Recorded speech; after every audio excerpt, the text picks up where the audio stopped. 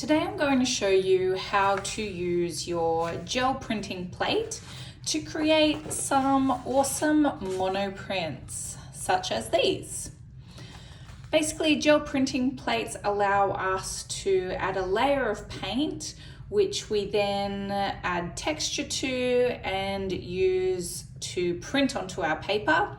You can build up layers of these paint textures and patterns that you create to make these wonderful artworks, which you can then frame or use in your craft activities.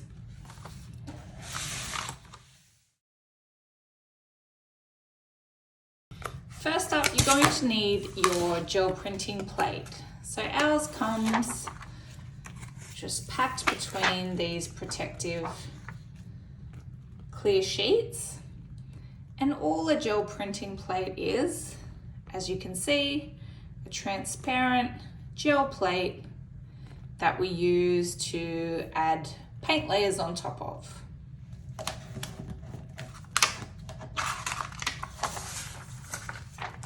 We're also going to need acrylic paints. I'm going to be using our acrylic paint tubes.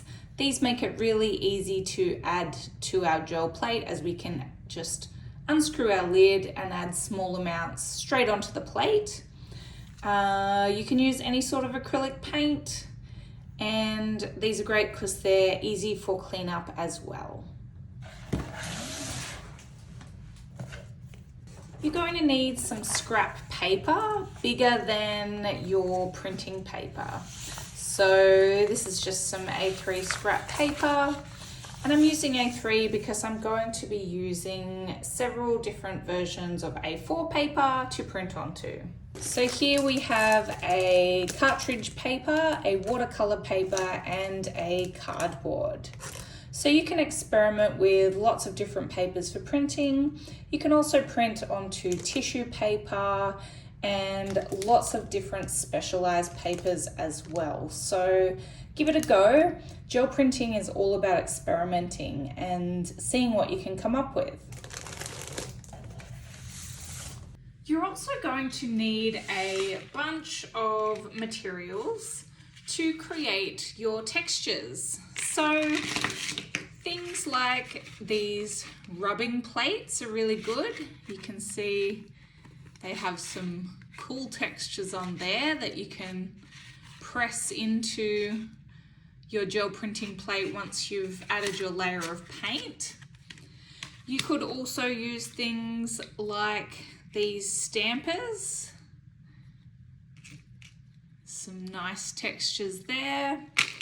Or even some texture combs where you can drag these across the surface of the gel print, creating some lovely textures. You may even want to simply use paintbrushes, so you can create some great effects with the bristle end as well as the opposite end of your paintbrush. Or you can even use your fingers. Think about different things that are going to give you some contrasting and lovely effects.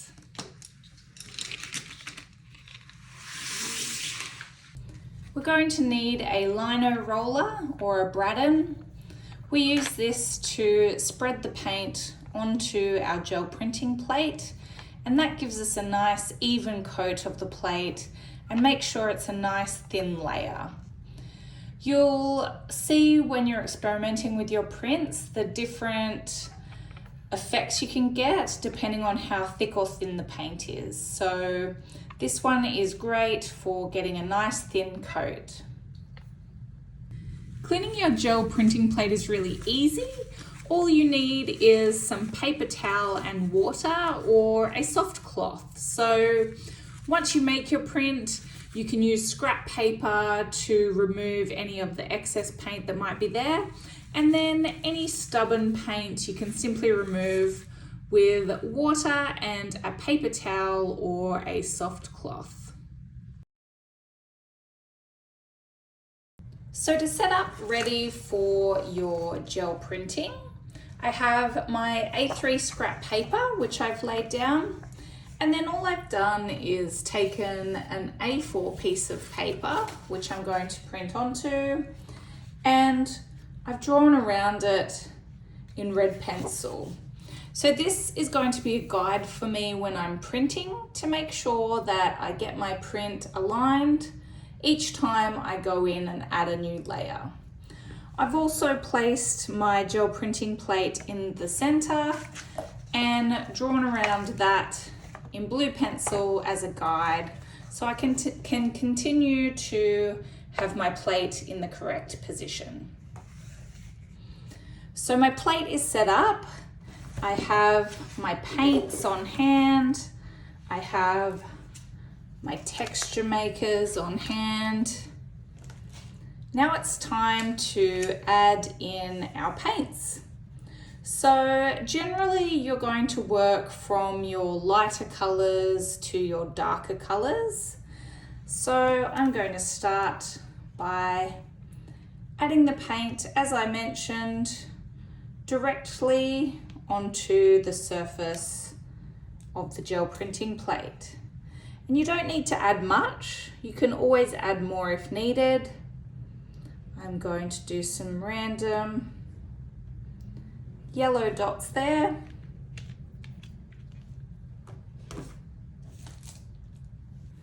And then I'm going to add some pink as well.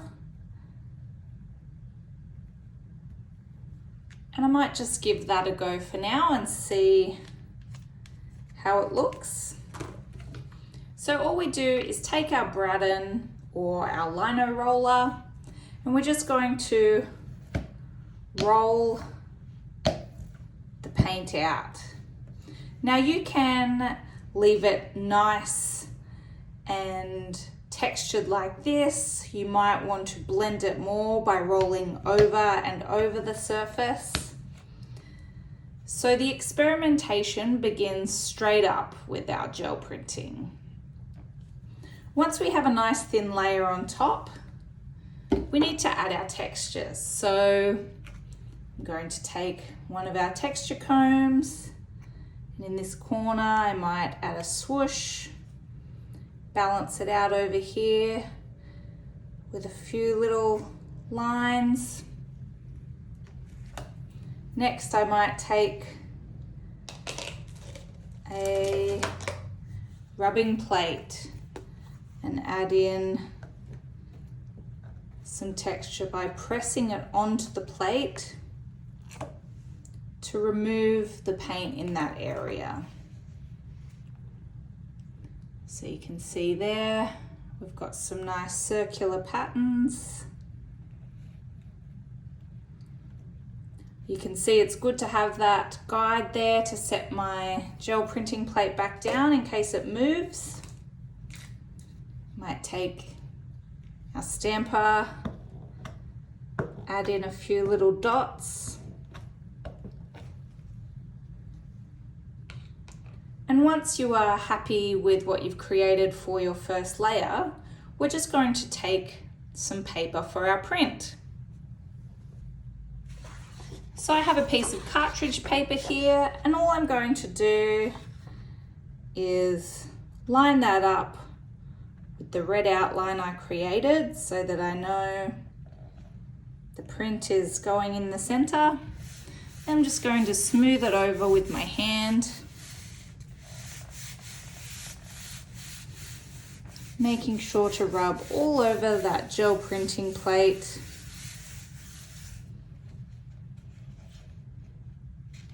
And then we peel back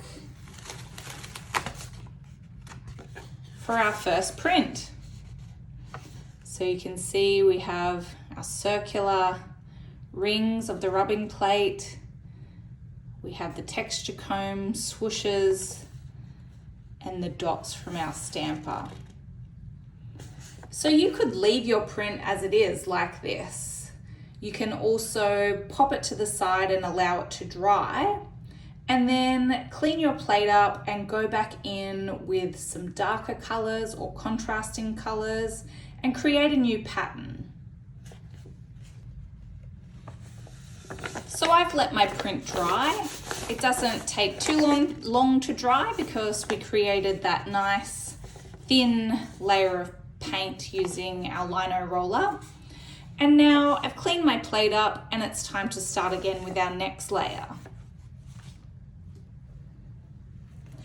This time I'm going to go in with some greens.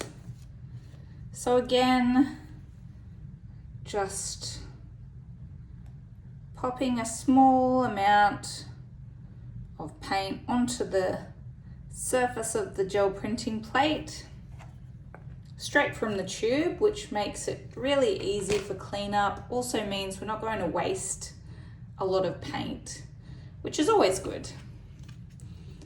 I might do greens and blues.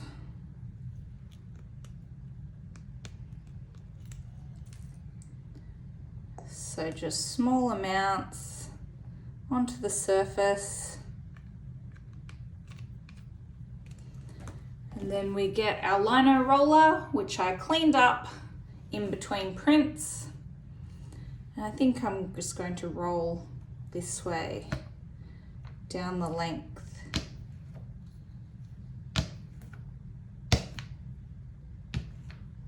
Making sure to cover the entire plate. Now we've got our plate covered. It's time to create some texture. Because we already have a lot of texture going on in our original print, I think I'm just going to go through with a texture comb and do a big swoosh so that it can reveal a lot of what's happening underneath. So I take my original print, turn it upside down, and I'm going to align it with the red line so that we're going to get the print pretty much exactly on top of the original.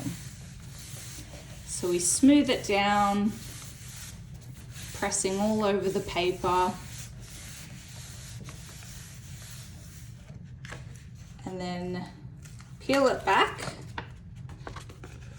to reveal our new artwork. So you can still see lots of those awesome textures underneath. And now we have this nice green and blue effect on top. So you can continue to layer your artworks as much as you like. I like to stick with 2 to 3 layers and really think about what textures you want to show. You might go in with a single texture underneath and then use a texture comb to create lots of negative space for that texture to shine through. So it's a great way to think about positive and negative spaces as well. And you can think about different color combinations too.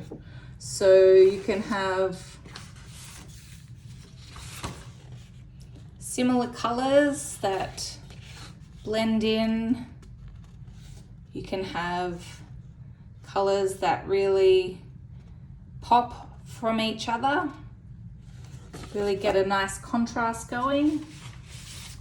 You might experiment with a darker color underneath and putting the lighter color on top.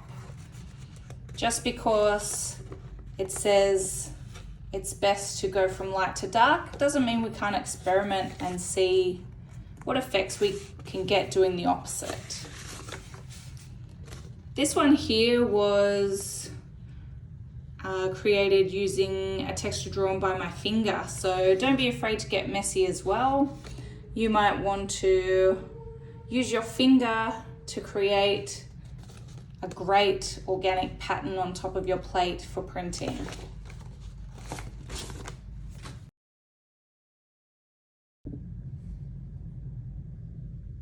So when it comes time to clean our plate, and we've done one print off our plate, all we need to do is take some scrap paper and we can just place it on top again and try and pull more of that paint off. Now these secondary prints are sometimes referred to as ghost prints, and they can be just as fun to use in our crafts as our original prints. So you might want to keep these scrap prints as well over to the side for use later. So you can do this as many times as needed, just making sure we're rubbing our palm over that plate to try and get off as much paint as we can. And when it's no longer coming off, that's when we can go in with our paper towel or a soft cloth with a little bit of water. So here we have just a little bit of water, and I'll just take one paper towel, dip it in and squeeze out the excess, and then just rub over the surface of the gel printing plate,